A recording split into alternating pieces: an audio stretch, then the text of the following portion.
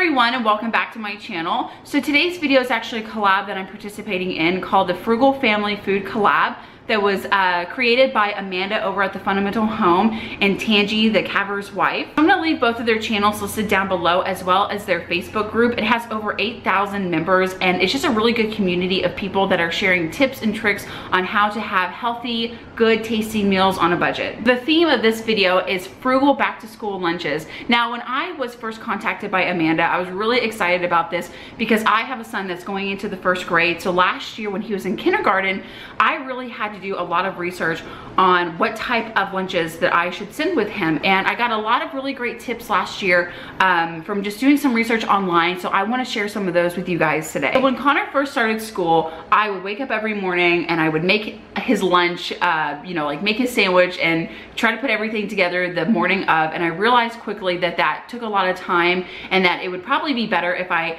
prepped some of this stuff ahead of time. So one idea that I found online that I really loved was freezer peanut butter and jelly sandwiches. It's super simple. All you do is take an entire loaf of bread, some peanut butter, some jelly. You make the peanut butter and jelly sandwiches ahead of time and you freeze them. That way, whenever you're making your kids lunch, all you have to do is take the peanut butter and jelly sandwich out of the freezer, put it in either a bag or a little sandwich container and put it in their lunch, and by the time lunchtime comes around, it's totally thawed out and it's good to go. And what makes this a frugal tip is that if you like the idea, they do sell like the Uncrustables at, you know, in the freezer section at the grocery store. So of course you could buy those, but by making them at home, kind of like homemade, I guess you could say, you're saving a lot of money because I don't know about you guys, but for me, my size family, whenever I buy a loaf of bread, we sometimes don't necessarily go through it before it goes bad. So by freezing it, I'm able to lay the entire loaf of bread out, make like 12 sandwiches or whatever it is, and that way I'm freezing it, it lasts a lot longer, and that bread's not going bad before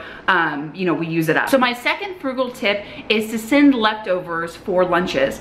Now, Connor is a huge pizza fan, whether it be frozen pizza that we got at the grocery store, or if it was some delivery pizza that we got from just a local pizza place.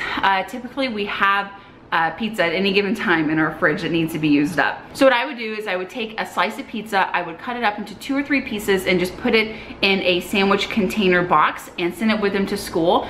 Typically he doesn't mind having cold pizza, so it's never a problem for it to be heated up. But if you have a child that's a little picky and doesn't like frozen or cold pizza and they wanted it to be heated up, I can also show you how to use a thermos to do that. And that is part of my next tip. So frugal tip number 3 is to use a thermos in their lunches. Now, Connor mainly used this for chicken nuggets, and all you do is you heat up the chicken nuggets, probably like an additional minute or 2 longer than what the instructions say on the packaging.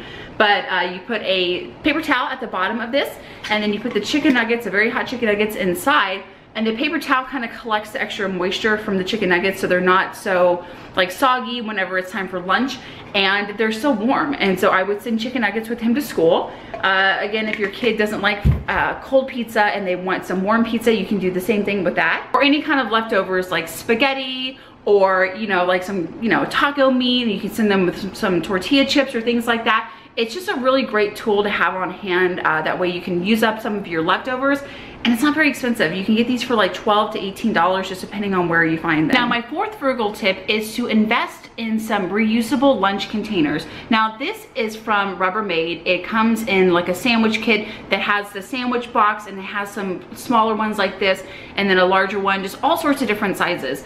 And part of the reason why I love this so much is because it allows me to buy food in bulk, and I can just take off the lid, put some goldfish, for example, in here, or some strawberries, some fruit, you know, fresh fruit, things like that, and send Connor to school with it. Now, this way, I don't have to buy like pre-packaged like bags of goldfish, or pre-packaged things of you know, like sliced apples or things like that. I'm able to basically prep it myself and send Connor to school. And especially with things like goldfish or like Teddy Grahams, if Connor doesn't eat all of those items that day, I can just pop off the lid and just pour it back in the container. That way I'm not wasting any food, and I can just reuse it for another day. And I'm also not having to buy like freezer bags or like sandwich bags that just get thrown away at the end of the day. So I bought this kit last year for him, and it's still in great shape, and I have every intention of using them again this year. My last frugal tip is to invest in a quality lunchbox. Now, I got this lunchbox for Connor last year at Academy. I think it was $28, but a lot of you guys have said that you've seen this before